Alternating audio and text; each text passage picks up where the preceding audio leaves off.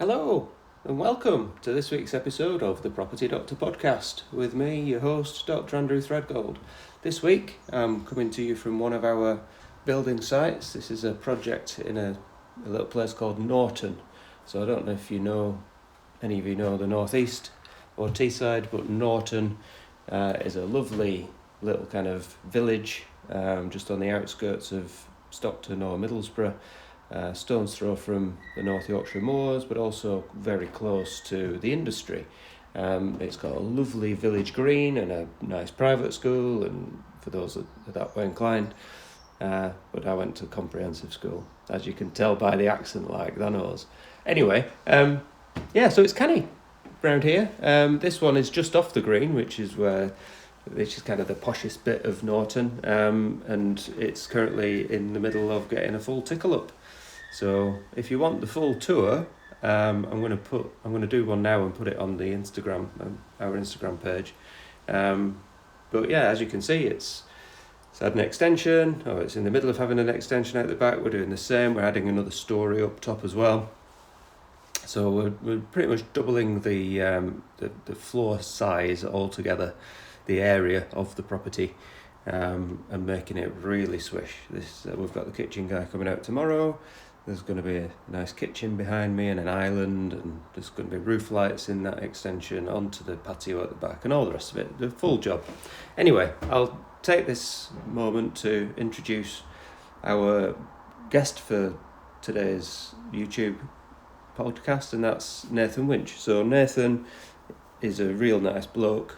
He started off doing a biology degree, ended up working in the NHS. Saw an opportunity to start a business in the Nash, did very well with it, sold it, is now in the middle of building a group of companies of his own. So there's a lot of value to be had in this episode, and for someone like myself, I think Nathan's slightly younger than me, but he's so far ahead in terms of entrepreneurial isms and entrepreneurship and all the rest of it, that it's nice to be associated with people like that. So I hope you get some value from it. I personally think it's a cracking little episode. I'm not sure when the next one will be. I've got a lot of stuff happening at the minute again, but I'll try and keep everybody posted. I've probably got one or two solo episodes to record as well about various bits and pieces. But anyway, hope to see you over on my Instagram account.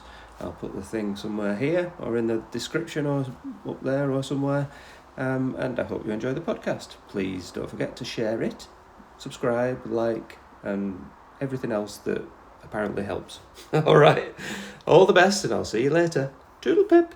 Hi, and welcome to this week's episode of the Property Doctor podcast. And this week, I'm delighted to welcome Nathan Winch from Winch&Co. Wonder where he got the name, onto the podcast. Nathan is a fellow that we've kind of mixed in the same circles for quite a while. We've had a wee chat off on social media and things, and he's been very kind enough to come and share his experience with us about mergers and acquisitions and life in general on the podcast today. So without further ado, how are you doing, Nathan? Life in general. That's a pretty broad subject. I don't think we've got long enough for that, but I'm good, thanks, Andrew. Yeah, good. It's nice to finally speak to you. I know we've been threatening to have a chat for some time now, and what more than a sunny day like today? Monday morning. It is Monday, isn't it? Monday morning. Yeah, let's do it. Yeah, absolutely. I'm pumped.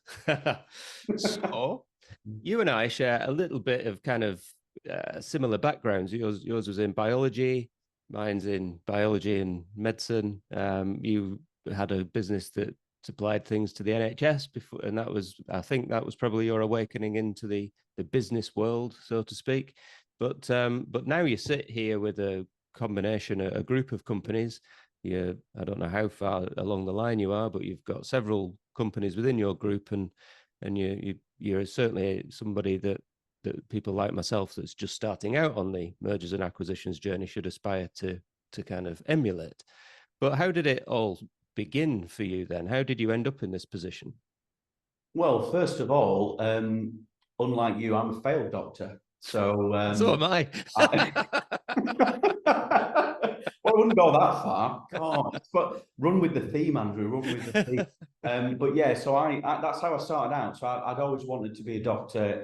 Obviously, once you get past the phase of wanting to be an astronaut and a racing driver, I wanted to be a doctor. So I kind of went down that route, went to college, applied to university. I think I missed out on one grade on one of my A levels, and I think just speaking to you before this, I've sort of remembered what went wrong. And I ended up going into uni to do molecular biology instead, because that's where my passion was and still is. Is in that space. It's in science basically. So did that. Went to uni. Did a gap year working in the NHS.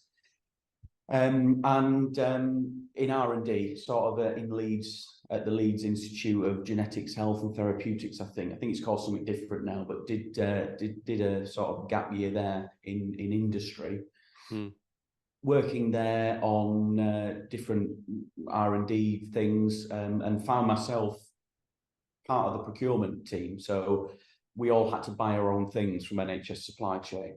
And that's where I sort of saw that things were very expensive. So looking through buying consumables, we did all sorts of things. I'm not going to bore your listeners into the background of what I was actually doing there, the nuts and bolts, but I had to buy different things for my department and realised that there was somewhat of an oligopoly going off on the supply chain with the same 5 or 6 big, and you'll know this, the same 5 or 6 companies with their logo stamped on every piece of equipment that you pick up when you work in the NHS. And realize, well, why are there not any smaller businesses on the supply chain? Why, what's going on? So as part of being crippled with doing a really complicated university course, I decided to start a business. And I thought, well, what? Because I'd always had a passion in business. I'd always done little things. Built websites when I was in college for people and charged them and stuff like that. So I always had a little bit of an inkling. Started my high school's first school newspaper as well, actually thinking about it. That was probably the earliest thing. Gosh, I'd forgotten about that completely. A real life Clark Kent. Exclusive. So did that and realised, maybe there's something here. Maybe I can sell. What's stopping me selling to the NHS other than being a broke student? So I decided to look into it and had all the language of what the NHS was looking for because I was a buyer as well. So decided to bid on an NHS contract, and I thought fast turnover goods, what's available, what frameworks are available, hand sanitizer, cleaning products, sanitary stuff. I thought that seemed like a fast moving good kind of business. So started a business and bid on one of these contracts. This is going way back. So if I kind of highlight issues with the NHS. This was about 10, 15 years ago. Yeah, now they're much worse. Yeah. You said it, not me. So bid on this contract for things like that, general products like that. And then it came back that I'd won a share of this £39 million NHS framework tender. I was thinking, right, what happens now? Yeah, how do I do this? Don't have any money, student, haven't got a clue. So had to scramble around to find people that did know what they were doing. Found sort of a product expert, found an ex-director of infection prevention and control. He's been very good to me, and various other people that could work with me to make it happen. Just had to give them equity, basically. Like I said, didn't have any money. But the business started to work. So we kind of put a product base together, and the orders started coming in from the supply chain, as they would, because there's all these multi-billion-pound companies on the supply chain. Then there's me, and it really was like that back then, Andrew, as well. There wasn't really any startups on the NHS back then, and so it was a bit daunting actually. So the orders just came in because, well, you're on the NHS supply chain, you're in the catalogue, therefore we can order. And that's how it went. So I got some investment into the business, kind of blagged my way into, spotted this guy on Secret Millionaire and thought I'll email him and pretend like I know him. Well, I say it worked, it didn't work, but he liked the fact that I did that, which is what made him want to speak to me. So it didn't, but it did work. just said, "Oh, I met you at some event," and he was like, "No, you didn't. No, you didn't." And he was like, "Let's have a meet." And that guy ended up investing some money into the business, so I think 60, 70 grand, something like that, and that got us going. And so I grew that business to I can't remember what the turnover of it was now. It wasn't a big business. We only had a little niche in it, so we were doing non-alcohol based products, so they sanitize and things like that. And that was our niche. So they can't put it in the patients weren't putting it in the coffee then. No, that's it. And you'd find that was happening as well. It was, yeah. I might have been the And odd some of the nurse. doctors in the mess. Well, that's it. The odd nurse sticking it in a cup of tea. But yeah, it's none of that on our watch. But yeah, no, it went really well, and hit some issues with scalability. So one of our investors was in the fast-paced oil industry and things like that. So he was thinking, "Oh, this is very slow growth," and I was saying to him, "Well, change management in the NHS is incredibly difficult." I was bombing up and down the M1 and A1 in my little beat-up Corsa, visiting lots of different NHS trusts, trying to, speak to wards and things like that about why they should stock our product. But the growth was very slow. And one of the things that we decided to do was look at where the business was going to go. So the investor was quite keen to exit the business because it wasn't for him in the end, which is fair enough. So I had to kind of beg, borrow, and steal to get the money together to buy him out, which I did.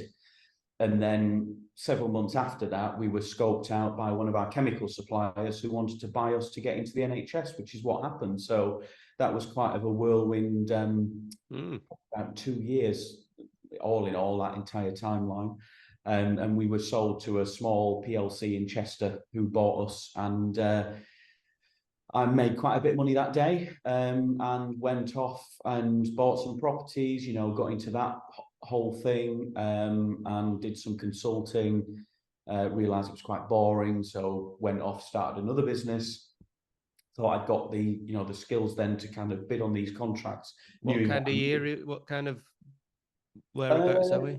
We're probably at 2015, 2016 now. Okay. And I'm looking to set up a new business.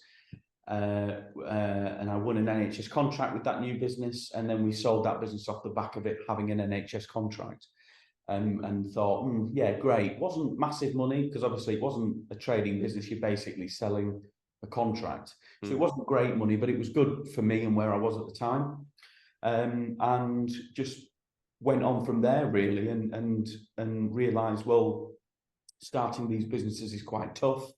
It's very capital intensive. Is there a way to cut down the time horizon of going from A to B?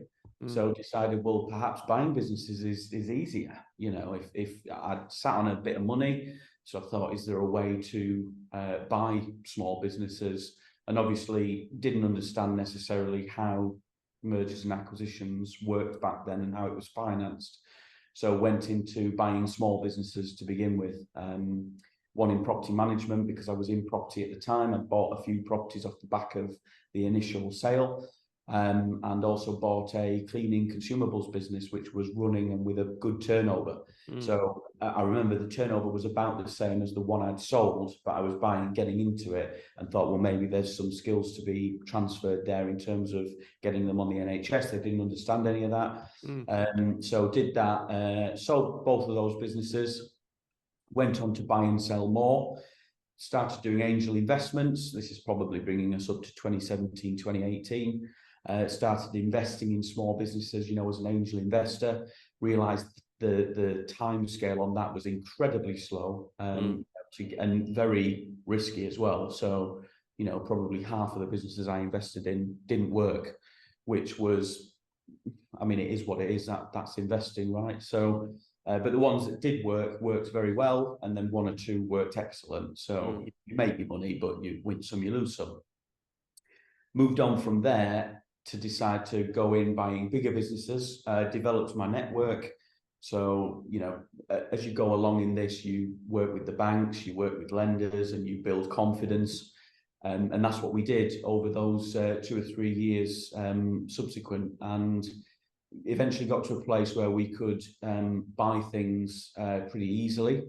Not necessarily a credit line, but we had very good links with lenders, and we were good at doing deals. So myself, a deal team, which consisted of a commercial director, operations director, finance manager. These are all central in Winch&Co. These are not in the businesses. These are our central employees. So the deal team, basically. A very good solicitor. So the partner of and the head of commercial and corporate at Ice and Harrison in Leeds is the guy that works personally on our stuff. Very good accountant, so much so that I actually invested in that accountancy, and just kind of got that team very close, very collegiate, very working together towards a common goal, and it worked very well. So much so we did over the last 18 months, I think something like 9 million quid's worth of purchases, and mainly in the transport and infrastructure space, which is what we do. So we invest in infrastructure, basically, whether that's businesses, projects, or angel investments, with a view of building that. As I said to you before we came on this call, the building the upstream supply chain through vertical integration, which can be very, very good. Not to say, I mean, there is some horizontal stuff, but we tend to like to build a channel, a sales channel, which is then very valuable to people that are acquisitive in the market. And particularly with the industries we're in, they're very fragmented. So there's either really big players or really small players. There's nothing in between.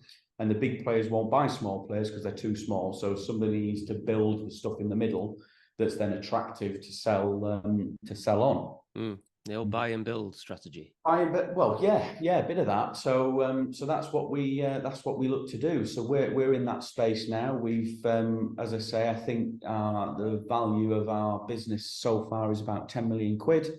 We've got a vast property portfolio now, which is mainly commercial, but I do have residential as well. Albeit probably might get out of that game, but I guess that's a conversation for later on. Yeah.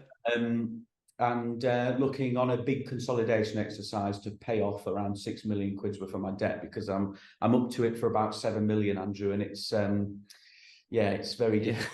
But the interest is. The old arse is puckering up now and again at the end of every month. Well, I don't know what the line is on the podcast. I don't know the demographic of the listeners. You can swear away. I'm going to let you cross the line for me.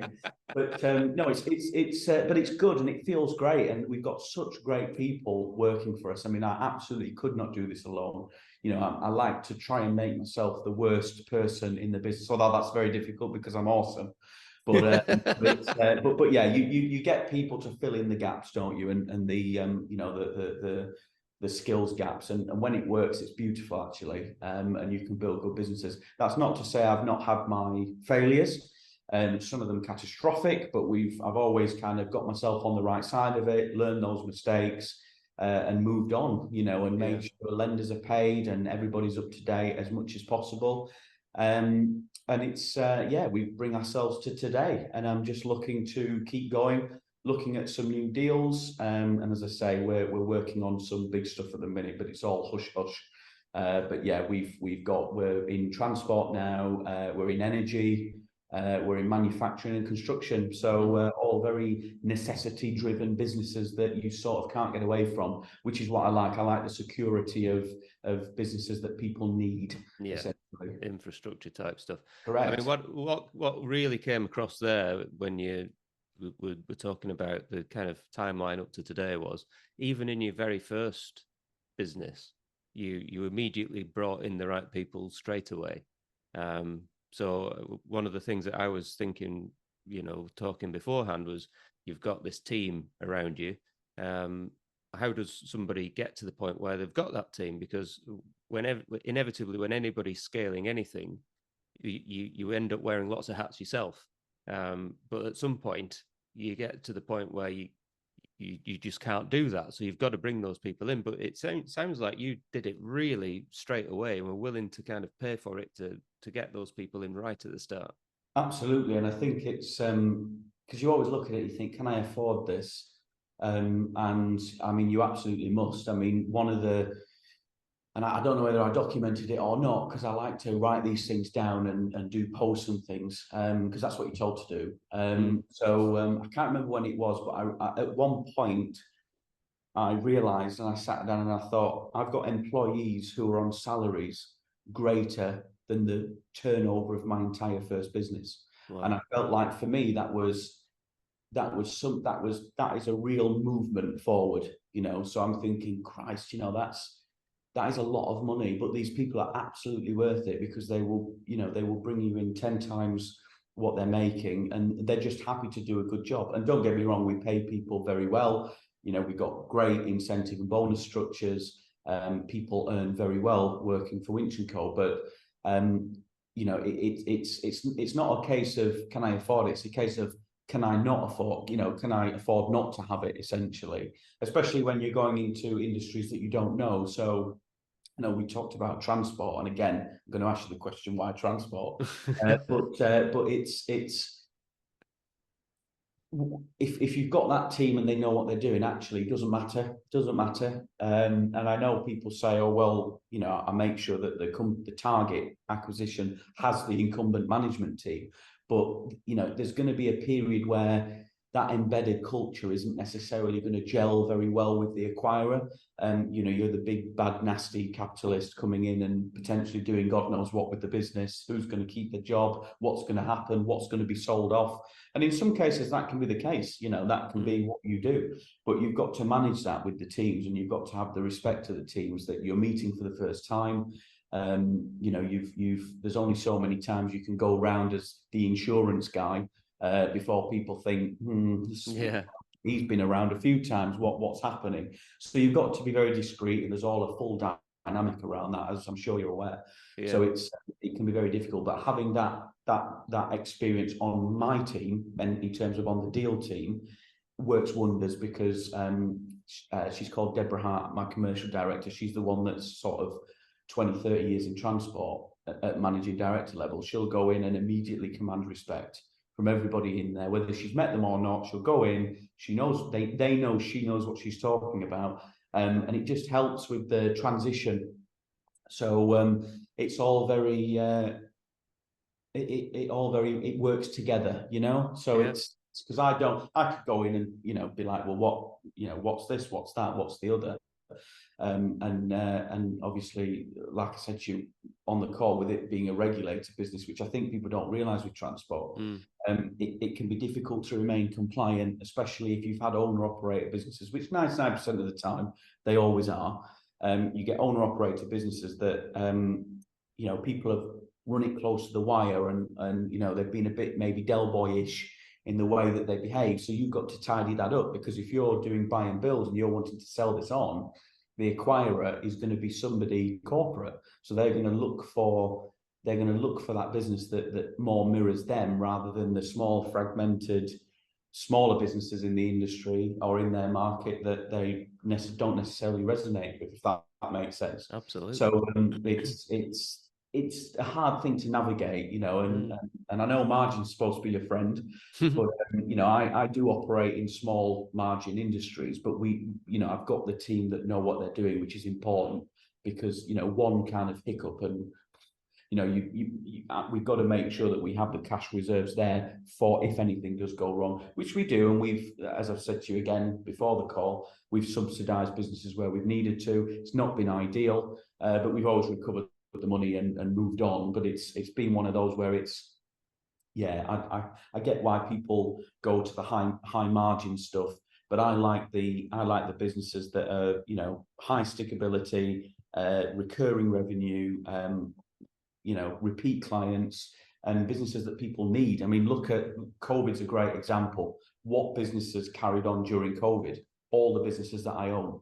I know friends of mine where they've been closed, they've had to go for big nasty loans, Sibbles, Bibbles, whatever else, triples, whatever. But and we've continued. So it's where you might trade off margin, you gain something else. So it's it's regularity, it's necessity. I think infrastructure does that for me. So so that's where we are. Yeah, I mean, absolutely fascinating to hear you speak about thinking about the end in mind when you're building. Well, you've And got to, haven't you? Yeah. yeah, and bringing someone in like your commercial director who is able to think about that when she's wandering around and looking at these new acquisitions. But how do you where do your opportunities come from? Do they get offered to you? Are you actively looking? Are you trying to generate leads? How does that side of it It's work? a bit of everything. So we've got I mean, I like to call it a proprietary deal flow. I mean, that's just a posh way of saying that we send out comms now and again.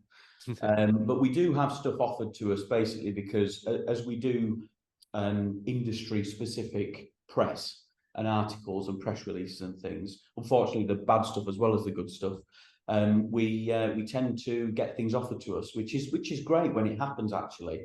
Those are the best ones because they know they want to sell. They know they want to sell it to you, and they've probably got a price in mind because they always do. So it sort of cuts down the time it takes to get to a deal or heads of terms.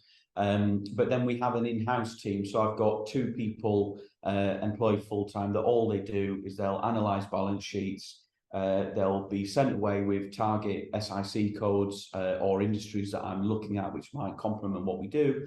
And they go off and they collate great, huge lists of companies and then whittle them down, look at the balance sheets, look at the criteria I'm looking for, and then whittle them down to a basis where we can then send out comms to those business owners to perhaps see if they want to sell.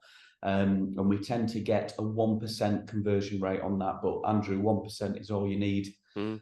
And so doing this work, I mean, if you exclude the salaries of the people that do it, because they do other things as well, you're spending thousands of pounds a year on doing this. You only need one acquisition probably every 2 years, 3 years for it to be worthwhile. Yeah. So it's one of those marketing. I wouldn't call it marketing; it's more scoping out. But it's those marketing exercises where you know that your return on investment is going to be good because you're spending hundreds of pounds a month to do it, and the end result is acquiring a good, strong, profitable business that you can fold into the existing portfolio and it adds value. So and you know what you want to do to it, so it works. Yeah, and it is just about bang on 1%. Because we've been doing it for a few years now, we're able to collate that data and say actually it's approximately 1% conversion rate. So we sort of have an idea of how many acquisitions we're going to make with the top of the funnel. Yeah. In terms of what we do as our marketing exercise, Yeah. and the ops director is quite involved in analysing those as well. So it's the team are very good at that, and they've developed their own methods over time. That's fascinating. Again, because I think I try and get some sort of communications to businesses, roughly about 1,000 a month, and I tend to get 25 calls off the back of what I do. And out of those 25, I might get 5 or 6 that send me their financial details and want to take it forwards. And so that's kind of on a monthly basis. Yeah, similar sort of numbers to what we work on, if I remember correctly. But like I say, you only need to do one and it makes sense, doesn't it? Yeah. Provided you know what you want to do with that business, it makes sense. Yeah. Yeah. Yeah, that's fascinating. It really is. You mentioned about failures that you've had, a catastrophic failure. Can you talk about one? Just so we've had businesses where we've had to put it into administration. right. It's off the back of various things that I probably shouldn't go into here, but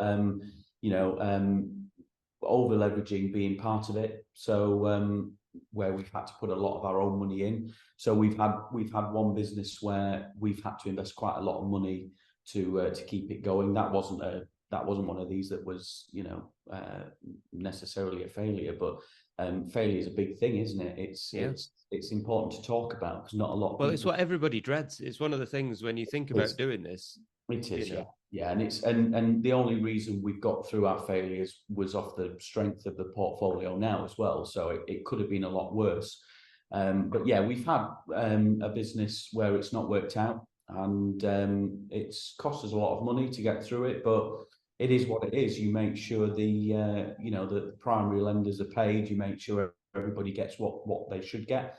It's a tough time, but it certainly leads to lessons learned, which are important for moving forward. I mean, it's certainly had an impact on how we work and the process and the due diligence and what we do and where we go and what we look for. So yeah, it's been part of the learning curve, absolutely.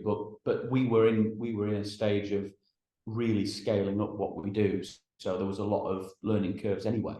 But yeah, we've got out of that unscathed, and we move on. So it's good. And like I say, part of the big consolidation exercise is removing the risk of over leverage, because that is a real danger. We've and having said that, we've still had to invest a lot of money, probably £1 million worth of cash into things anyway. So you look back and you think, well, we leveraged this much to make the transaction worth this, and our ROI is this, but actually probably wiped out the benefit of leverage given the amount of money we've had to invest. So it swings and roundabouts, but you make it work. You make it work. Like I say, it's our successes far outweigh anything that we've got wrong, but it happens. Yeah. Again, there's stuff there that really resonates with me. So I met with a business owner this weekend, and it's no secret I'm looking at transport type businesses myself, wheels and warehousing, I call it. Ones that own their own assets appear to be much more stable than ones where everything's leased. And I was speaking to a business owner this weekend, and he said he'd been offered, well, I can talk about the numbers because I'm not giving you the business, but he said somebody's been in and I know that you could leverage £1 million off this business to give us a consideration. But when I said to him, look, it would only really safely leverage £500,000, because any more than that will stress the cash flow so much that it will risk the operation of the business. And when I've sat in your office and we've looked around at your staff, all those people rely on that business to pay their mortgage. So, you might get people coming in offering you more money, but ultimately they run the risk of risking everybody else's livelihoods too. And I'm just not willing to do that. So I had this conversation with an owner. Now, it might take me a lot longer to find a business that's willing to sell to someone like me who's wanting to take more care of it, but I'd rather do that than have sleepless nights of and run the risk of nosediving something that operates on slim margins. No, you make a lot of sense. I mean, like I say, we've got an incredible amount of people now that rely on us for their livelihoods, on the business. So, we try and avoid anything like that anyway. But it's not just the immediate leverage. This is why I don't like the idea of people trying to do this to not spend money. I mean, the theory of that makes sense because you increase your return on investment. It makes sense. It's like with property, isn't it? That the less money you spend, the greater the return on investment. The problem with that is you've got the costs in the business, because the way acquisitions work is the business pays for its own debt. It's like the Asda deal. There's been a lot of criticism over that because it was a very strong asset-based business with very little debt, and now loads of debt has been introduced, and it's certainly stress testing the business, and is it necessary, why, and things like that. So but there's also the deferred consideration element as well. I mean, it's okay leveraging, but then you've got the cash flow stress of deferred payments. So it's not just to the primary lender, it's also to the previous business owner, if you are going to take the money out of that particular business to make the deferred payments, because of course the two aren't necessarily linked, but that's typically what people do. Then you've got further strain on cash flow, and I guess this is why people say margin is your friend, and it absolutely is, because you if you want to see that GP fall down to the bottom line, because the finance of the acquisition doesn't show up on P&Ls like that. So you've got to think, well, this is my bottom line, but then you've got this to take off. You've got the finance, the primary lender, you've got the deferred consideration, you've got saving money for the seasonality, the cash. So it's all it does add pressure, but that's how people work, So it's provided the business is spinning out some good cash, then it's not a problem. You look for the I can't remember the name of it, CFADs or something, cash Yeah. flow available for debt servicing. So that's what a lender will look at anyway. So if a lender's any good, they'll make sure you can afford it, and then they'll look at things like deferred consideration and everything later on. And provided the information given to you by previous owners is accurate, which is one thing that it's not always. You need to really dig in with the due diligence and make sure that you know that what you're buying is what you think you're buying. That's the most important thing as well. Yeah. So, is the cash flow right? Can I see bank statements? Can I see a letter from your bank? What's your financing currently? What do I need to pay off? When do you pay your staff? What's your seasonality? When do you normally get paid, and how frequently by your customers? Are you on invoice financing or not? There's lots of things, because typically if there is any existing finance in the business, those finance providers will want to be paid off. They'll not want to lend to the business under new management. So you need to factor that in as well. So there's a lot of different things, but like I say, that's why having a good deal team is important, because you can traverse all this with your accountants, solicitors, commercial people. That's what those guys are there for. I don't profess to know everything in the world, so it's important to have that support network for all these different little nuances as you go through the process. Yeah, absolutely. And then once you've acquired a business, that's where the fun really starts, isn't it? How do you increase turnover? Yeah. That's where you find out everything's different to what you were told. That's life. I mean, it's there's going to be issues, because if you're buying a business, like a lot of the businesses we look at, they're 15, 20, 30 years old. There's going to be things in there that the owner's just going to have forgot to tell you, just off the back of nothing nefarious. They just forgot or whatever. I found one recently. And the guy was financing his Cessna through it. He had a plane on finance through the. You'll find people finance all sorts of things through their business, but that's part of the process, that's the fun part, and by fun we mean not fun.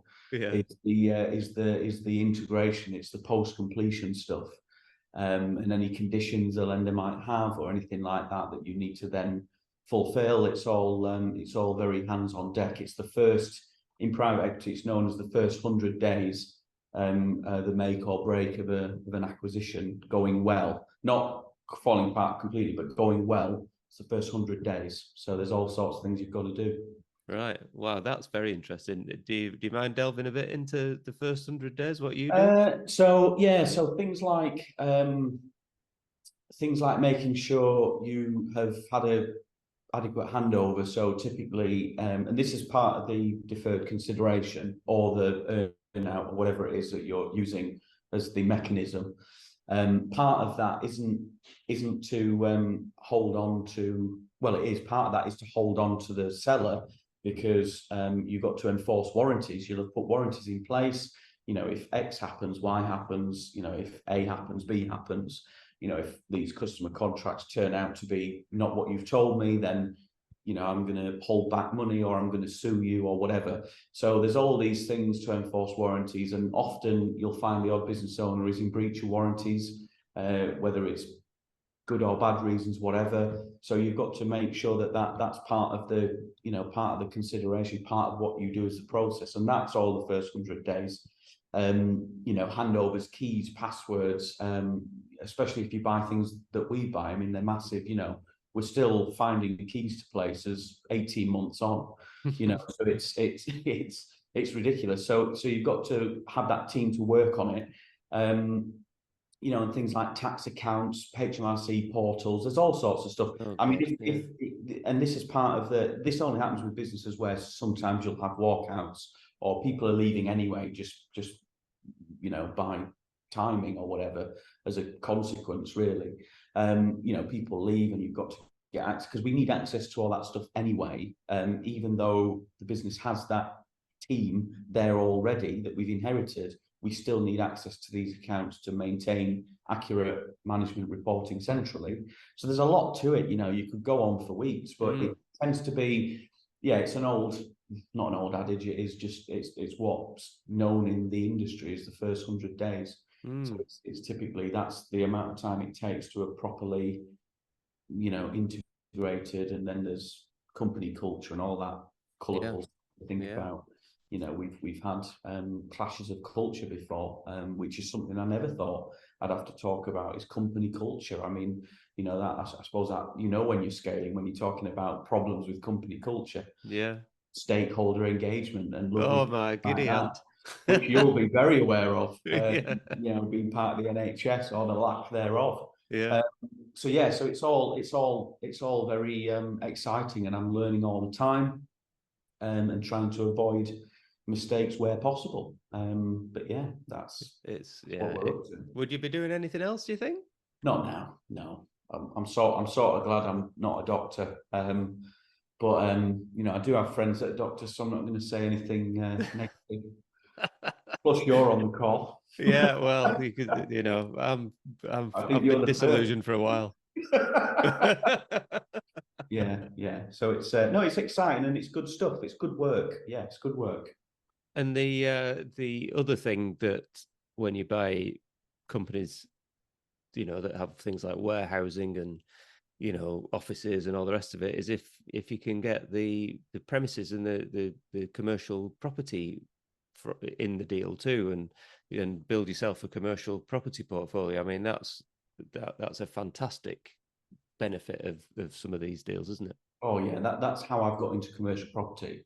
I'll tell a lie. I did buy a commercial property years ago. It wasn't anything grandiose, but didn't really understand it, sold it on. But the way I've seriously got into commercial property is through acquisitions, of going concerns.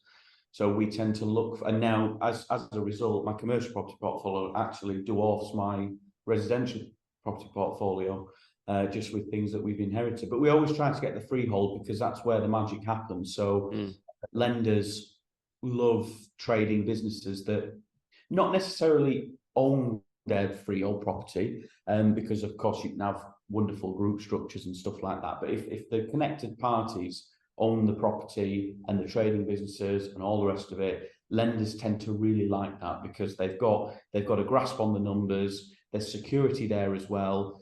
And when one of them goes wrong, it can lean on the other, or when the other one goes wrong, it can lean on the other. So, for example, the business has got cash flow issues, or we can leverage a bit more off the property, which puts money into the cash flow of the business, which then produces more cash, which then can invest in the property, and the two go hand in hand really well. I don't know if you can hear, but I've come up today to my industrial estate, and I'm in the offices above one of the warehouses where we're building a firewall to separate one of our big 20,000 square foot warehouses, so that we can have more than one tenant, with the fire regulations and stuff. It's a legal requirement.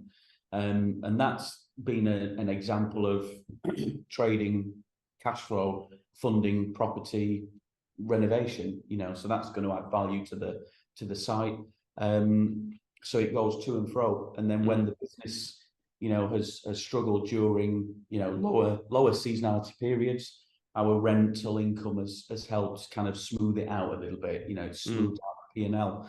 So it works really, really well. It's that is the sweet spot, is strong trading businesses owning their freehold. That's the magic. Yeah. We always try and get the freehold when we acquire a business. I mean, I know sometimes business owners, they want to hold on to that as part of their pension.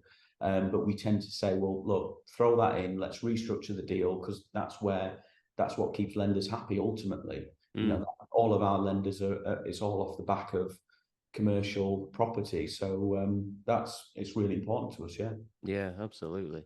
And you mentioned there that it dwarfs the residential stuff, and I keep looking at commercial stuff. I've always wanted to get into the commercial space. I've tried and failed once, actually, to buy a commercial property, but it didn't value up when the lender went round, so it just didn't work.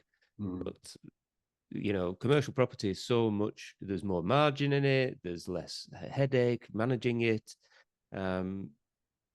You've mentioned that you're thinking about getting out of your residential stuff. What's going on there?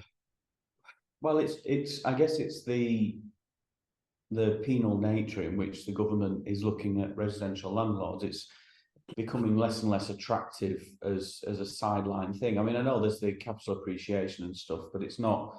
I mean, property doubling in value every 10 years, it's not massively sustainable, you know. So it's kind of one of those things where, you know, the new rules and regulations that are coming out for private landlords, it's essentially to drive out obviously the you know, the not so savoury types, but it is also making, you know, genuine operators think, you know, I'm making this money in the business and doing this, that, and the other, and I'm making, you know, peanuts compared to that in the residential portfolio. But then I've got this problem, this problem, this problem, you know, and this is not the wide variety of problems that are even kept from me because they stay below the letting agents and the property manager. You know, so there's probably far more going on than what I even realise. But it's, you know, it's the interest rates as well, and it's the mortgages, and I'm thinking, could that money be better deployed either in commercial property or in the business? Because ultimately, you're not going to beat business in terms of return on investment. It's impossible. You know, there is no property project that can beat a good, strong trading business in a even a semi-durable industry. You know, it's just not possible, or at least the trading in those businesses, or being in freehold commercial property. I mean, commercial property is fantastic. You know, it's not got any of the problems that residential has. You know, the tenants are responsible for everything. The properties are valued in a more logical way, and based on their income rather than it just makes sense. I mean, I know they have their VPVs and stuff and the vacant values and things like that, but ultimately, you know that you're adding value through the tenants and all the rest of it. So it makes sense. So yeah, I don't know. I've been toying with the idea of a couple of my friends have actually sold all of their residential portfolio, so it's made me think. But at the minute, you know, it's not huge, my residential portfolio. It's not so much hassle. I guess I'll review it when you know, the governor of the Bank of England actually does something other than shoot his gun, you know, and we'll see where we are in a few months. I mean, there's only so many times you can shoot a door that's already got a hole in it, you know. Yeah. So but then when you've only got one gun, that's I suppose that's all you can do. One door. And one door, yeah. It's not. I mean, the poor guy. Not that I support him, but you know, you know, you've only got one weapon. What else am I supposed to do? Yeah. But yeah, that's been not so much of a pain for me. I mean, we have lots of fixed rates, and you know, our lenders are from private places, so it tends to be. It's not affected us too much, but it's not done us any favors. So yeah, it's. And I think we can probably expect it to go up to 6%. I think, but we'll see where we come to. Yeah. Not talk negative stuff anyway. No. Well, I mean, keep it all positive. It is what it is, isn't it? There's nothing you can do about the economic landscape. It is what it is, and ultimately, people are still spending. You know, you go to any shopping centre, you know, go to the Trafford Centre, go to Arndale, wherever you want to go, they're heaving with people going out. You know, the government have now said, oh well, we'll help people struggling to put interest-only mortgages for a bit, and they'll take that so that they can go and spend 25 quid on nachos. Do you know what I mean? It's a problem because let's not forget that the Bank of England's goal ultimately is to reduce spending, to cool off the economy, and it's actually to increase the unemployment rate. So, well, they'll put it as increase the number of jobs available. But ultimately, it is to increase. It's to dampen the economy. That's the whole stop point people spending. Of raising interest rates. It's to strangle wages and things like that because they need to get inflation under control, which is understandable. But it's obviously it impacts it really impacts a very vulnerable section of society. So you've got your three sections really. You've got people on interest-only mortgages. And it works about a third. So you've got a third of people that are on interest-only mortgages, a third of people that are on capital repayment, and a third of people that don't have any encumbrances whatsoever. And they're squeezing it because they've got to hurt all three. But these people get squeezed first, and they have to be squeezed even more to squeeze these, who have to be squeezed even more to squeeze these people. And it's just until everybody's squeezed, it's not really going to have any effect on inflation. So you've got the people that, and then in between the two are the people that rent that are squeezed even more. Cost of living. So it's not a job I'd want to have, even for 600k salary. I don't think it's a job I'd want, because it's effectively his role is to bring the economy down somewhat, which is not. It's not good narrative, is it? You can understand the mechanics of it, but it's difficult when people are struggling already. Yeah, that's right. I mean, but there is some positive things happening. Cost of shipping, containers, things like that coming into the country, which has an impact on literally everything. Has come down massively. Fuel and energy prices are coming down, which especially in your game, price of diesel and keeping the lights on in all your warehousing and everything is not cheap. No, it's not. It is incredibly expensive. But yeah, we're looking at bringing our fuel escalators down and things like that. So yeah, I think it's a difficult time, and we've certainly felt that. Even with rates going up as well. I mean, we spend 30 grand a month on just business rates. It's absolutely bonkers. So there's just a lot of things that's squeezing business owners at the moment, and it's like you say, it's going to test people, put it that way. It'll test people, but there's the benefits, like you say, shipments in, imports is really good at the minute, so people are importing more, but that's only throwing fuel onto the fire. That's reducing prices, which is increasing demand, which is not what the Bank of England want. So well, the pound's getting stronger if interest rates go up, so our spending power gets increased. Yeah, it's a so kind of snake's wedding to unpick, isn't it? Yeah. That's right. So after you've done your deleveraging exercise with Winch&Co, what's the next phase of the plan? Go again. So we talked about vertical integration, seems to be the term of the day. So that's what we like to do. So as I've said to you, we do the horizontal stuff, but I tend not to want too many businesses in one vertical. So we'll build a nice strong pipeline, if you will, supplier to supplier, to customer to client, whatever that looks like. But we tend to look upstream. So, for example, what's an example? So in our construction business, or our manufacturing business per se, we use a lot of timber. We buy timber in vast amounts. So we're looking at potentially a deal with a building merchant who can source things really cheaply, and it keeps a control on cost, not just for that business, but also there's efficiencies there. There's greater scope to work with clients. There's all kinds of synergies that you might expect from something like that. So we tend to go upstream. So we can't go as far up the manufacturing scale as possible, because there's no point going downstream, because they're your clients and customers, and I don't want to buy clients and customers because then they tend to be in other industries that then I don't really want to get into. So we tend to go upstream, and it works very well. So we're looking at some deals there, but at the minute it is just the consolidation exercises to get rid of cost. Like I said to you before the call, the interest on our loans alone is like 100 grand a month now. So that'd be gorgeous to get rid of that and then have that as something, that cash flow can then invest into something else, which works to our agenda rather than a lender. I mean, the lenders have helped us get here, which is fantastic. That's brilliant. Really appreciate it. But now it's time for the next phase, which is to get rid of as much debt as possible, and then maybe re-leverage in future, but having the option to do that rather than spend our own money would be nice for when we get into new industries or, whatever we do. So we're looking at various options at the moment. Yeah, it's looking good. It's looking good. It's got to get through this hard squeeze time, and then the rest of it is essentially all about going again. Yeah, it sounds really interesting. And if people want to follow what you're doing and maybe connect, where do they find you? Nathan J, the letter J, Winch, all one word, I think is my thing on most of the socials. But you can just search me online, and I'm sure you'll find me somewhere dossing around.